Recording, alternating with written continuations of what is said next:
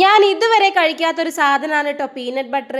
നിങ്ങൾ ഈ peanut butter കഴിച്ചിട്ടുണ്ടോ? ഞാൻ കഴിക്കാത്തത് എന്താണെന്ന് വിചാരിച്ചാൽ എനിക്കിത് ഇഷ്ടപ്പെടുമോ എന്നുള്ളൊരു ധാരണ മൂലമാണ് കേട്ടോ. അപ്പം ഏട്ടൻ ടൗണിൽ പോയപ്പോൾ അതും വാങ്ങിച്ചാണേ വന്നത്. എന്തായാലും നമുക്കൊന്ന് ട്രൈ ചെയ്ത് നോക്കാം അല്ലേ. അങ്ങനെ വിചാരിച്ച ഏട്ടനെ കൊണ്ട് ബ്രെഡൊക്കെ വാങ്ങിപ്പിച്ചിട്ട് ഇനി നമുക്ക് ഇതൊന്ന് ഉണ്ടാക്കി നോക്കിയിട്ട് കഴിച്ച് നോക്കാമല്ലേ ഗൈസ്. വേറെ ഒന്നുമില്ല, നമ്മൾ ഈ ബ്രെഡിൻ്റെ മുകളിൽ ന്യൂട്രല്ലിയും ജാമൊക്കെ തേച്ച് കഴിക്കും പോലെ നമുക്ക് ഈ പീനട്ട് ബട്ടർ ഒന്ന് കഴിച്ച് നോക്കിയാലോ. നിങ്ങൾ കഴിച്ചിട്ടുണ്ടോ പീനട്ട് ബട്ടർ? അപ്പോൾ ഞാനൊരു 4 ബ്രെഡ് എടുത്തിട്ടുണ്ട്.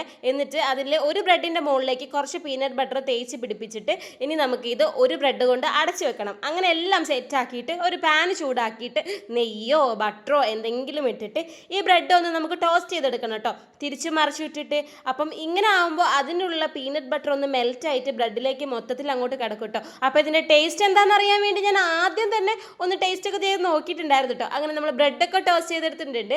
ഇനി നമുക്കിത് കഴിച്ച് നോക്കണം. ആദ്യം കഴിച്ചപ്പോൾ ബ്രെഡിൻ്റെ ടേസ്റ്റാണ് എനിക്ക് കൂടുതൽ അറിഞ്ഞത്. പിന്നെയാണ് കേട്ടോ പീനട്ട് ബട്ടറിൻ്റെ ഭാഗത്തേക്ക് എത്തിയത്. അപ്പോൾ കുഴപ്പമില്ലാത്ത ടേസ്റ്റാണ്, നമുക്ക് കഴിക്കാം കേട്ടോ. ഇനി നമുക്കിത് വാങ്ങിച്ച് കൊണ്ടുതന്ന ആളെ കൊണ്ട് ടേസ്റ്റ് ചെയ്യിപ്പിക്കണം. ഏട്ടനൊരു രക്ഷയില്ല, വീടിൻ്റെ മുന്നിൽ ഇരുന്ന് തരുന്നില്ല, ചിരി വരുന്നു എന്നൊക്കെ പറഞ്ഞ് ഇത് ഇടരുത് എന്നൊക്കെ പറഞ്ഞാണ് കേട്ടോ. അങ്ങനെ ഞാൻ ഒരു വിധത്തിൽ പിടിച്ചിരുത്തിയിട്ട് അച്ഛനെയും മോനൊക്കെ ഒന്ന് ടേസ്റ്റ് ചെയ്യിപ്പിക്കാൻ വേണ്ടിയിട്ട് ഏട്ടനോട് ചോദിച്ചപ്പോൾ ഏട്ടൻ കുഴപ്പമില്ല എന്നാണേ പറഞ്ഞത്.